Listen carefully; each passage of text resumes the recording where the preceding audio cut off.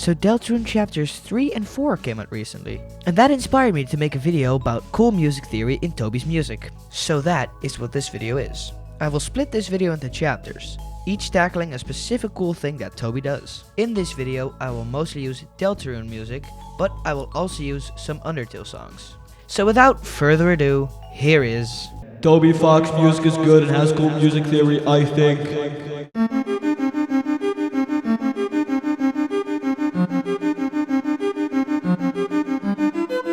A time signature is what a song's rhythm is built on. It's that 1, 2, 3, 4 you hear musicians say at the start of a song. This is what we call 4/4 time. But it doesn't have to be 4/4. It can also be other counts like 1, 2, 3, which is 3/4. Toby Fox mostly uses 4/4, but he also has songs where he uses different time signatures, such as Alphys, which is in 3/4 and 5/4.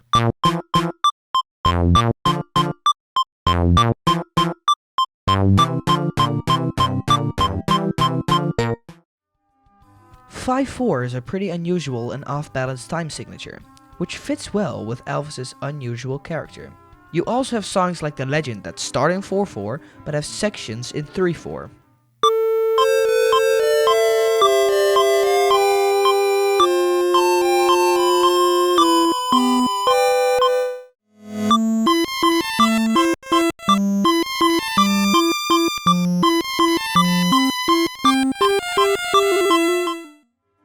But Toby also has songs entirely in 3/4, which is more common, like the song Acid Tunnel of Love.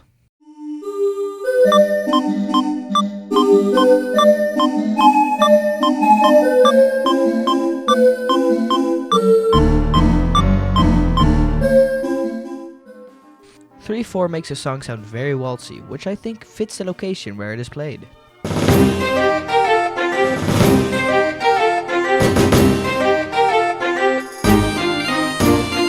In Western music, we use a tuning system called 12-tone equal temperament, which tunes the A note to 440 Hz. But you don't have to tune your music to 440 Hz. Most orchestras, for example, tune their A between 440 and 450 Hz.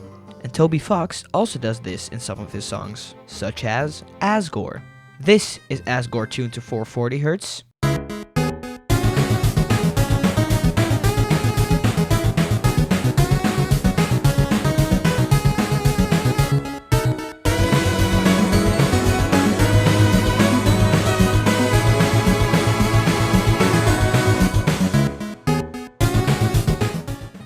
And this is Asgore normally, tuned to around 450 Hz.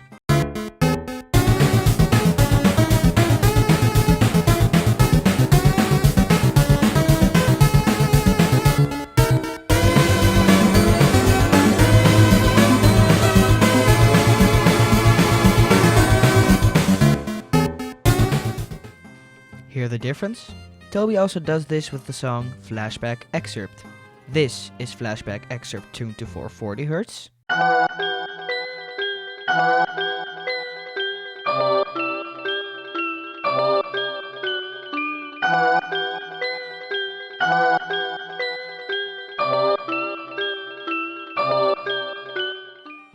And this is Flashback Excerpt normally, tuned to around 436 Hz.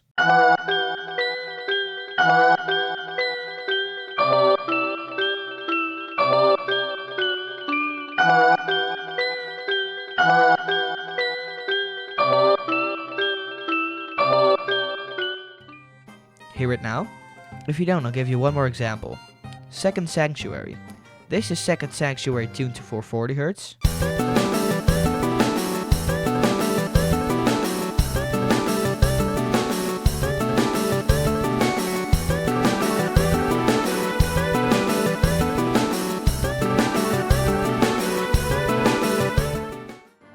And this is Second Sanctuary normally, tuned to around 430 Hz.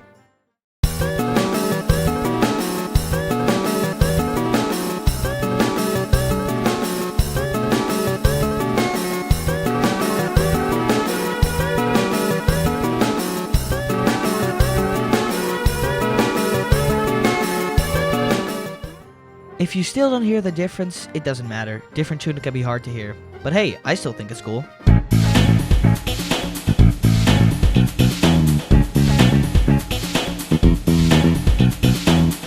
Okay, so I know this isn't really music theory, but I still think it's worth mentioning. The Nintendo Entertainment System, or NES, can't really play music in the way we do now.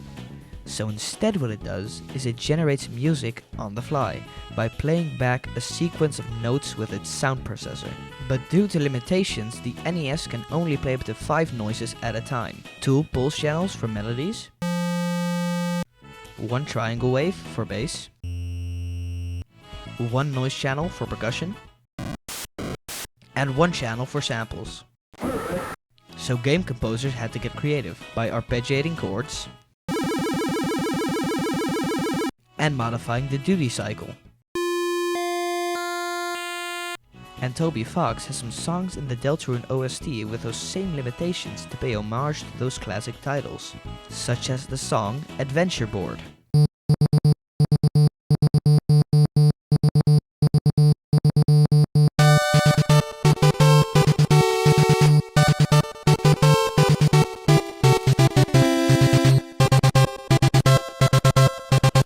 This plays in a section of the game that incorporates a fictional NES-like game system.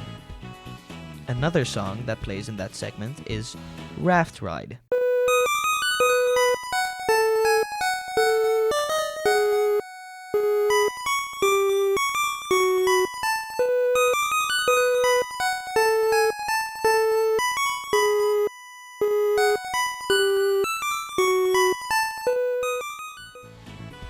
I think it is very cool that Toby paid homage to those classic NES games in this way, and I really enjoyed these songs because of their simplicity.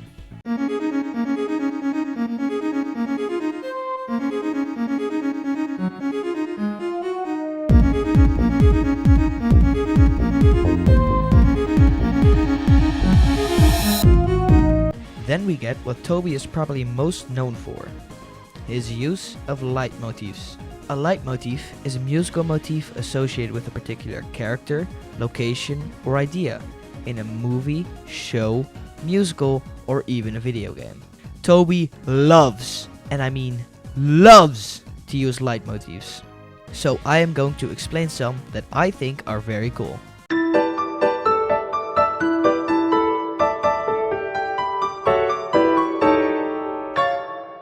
The Freedom motif is a leitmotif that is commonly associated with Deltarune's secret bosses.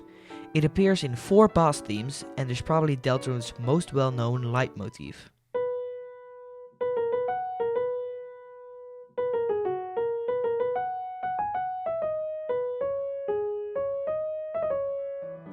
The first song it appears in is the world Revolving. This is also where the leitmotif originates from.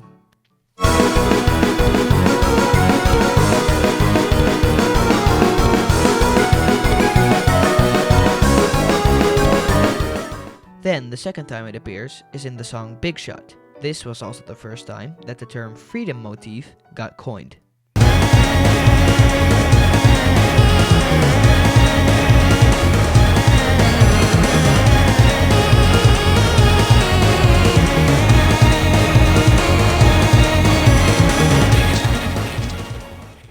But the third song, Black Knife, is where things get tricky.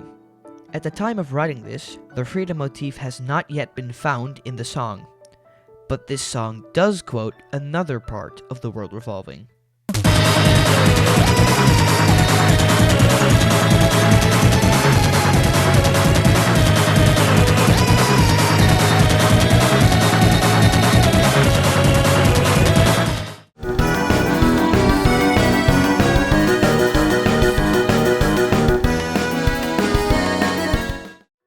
But with the fourth song, we get back on track, since Hammer of Justice does directly have the freedom motif.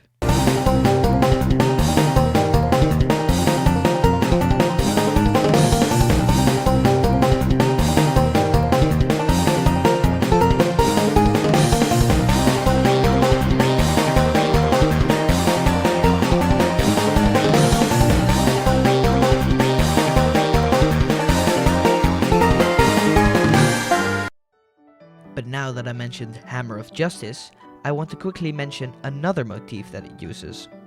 battle against the true hero.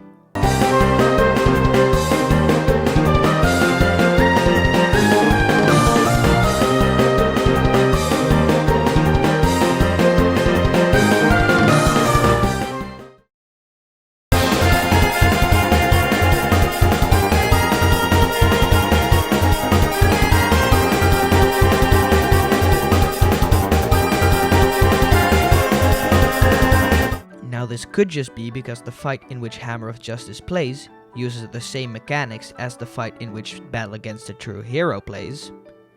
But I think it might be because Gerson, the person you fight when Hammer of Justice plays, mentored Undyne, the person you fight when Battle Against the True Hero plays. So instead of the motif belonging to Undyne, it might just belong to Gerson instead. But you know, that's just a small theory of mine.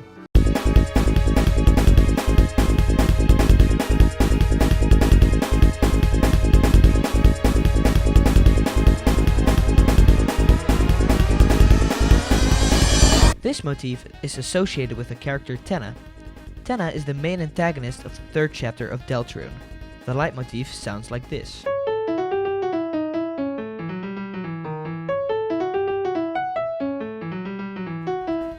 One of the songs in which it appears is TV World, which is an absolute banger, by the way.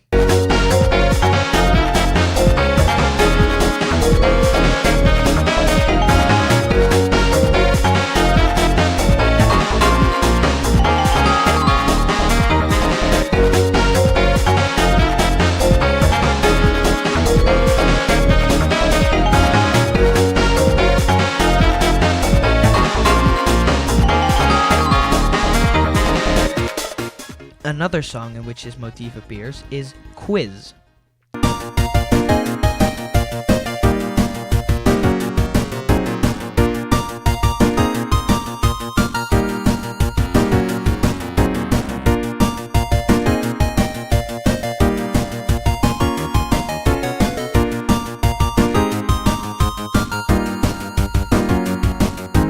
But now that we're talking about Tenna, I want to mention another leitmotif associated with him.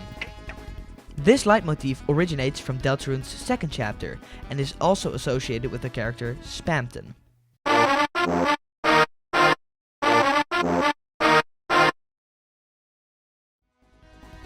This leitmotif reappears in chapter 3. This is because Spamton and Tenna interacted and used to be friends. The leitmotif appears in the song Dump, just to name an example.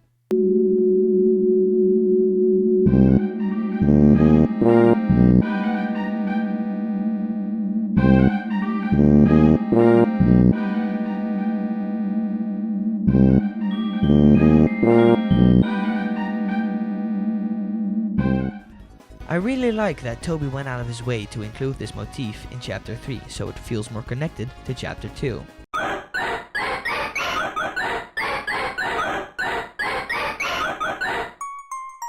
Then finally, the leitmotif that appears in the most songs by far, the Don't Forget motif. It is commonly associated with the 3 heroes of the Deltarune, and the leitmotif sounds like this.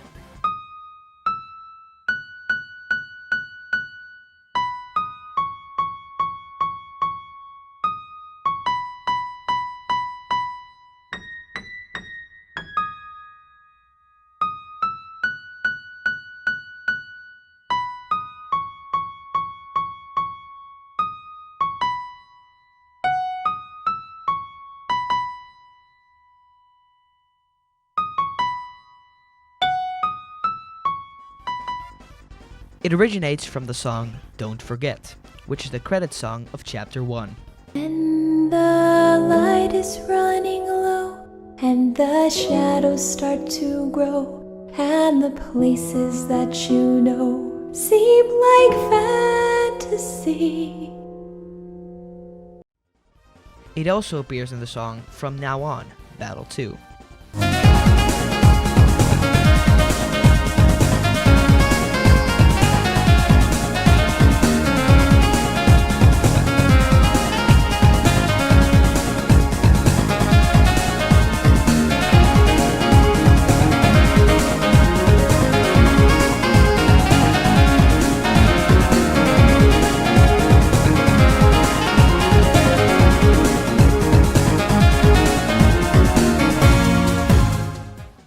and it also appears in the song Scarlet Forest.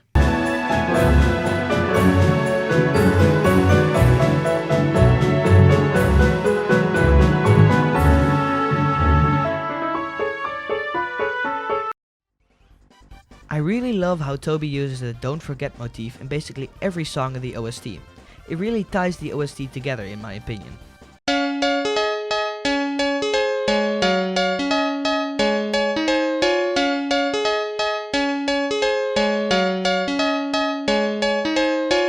So in conclusion, I think it's pretty cool.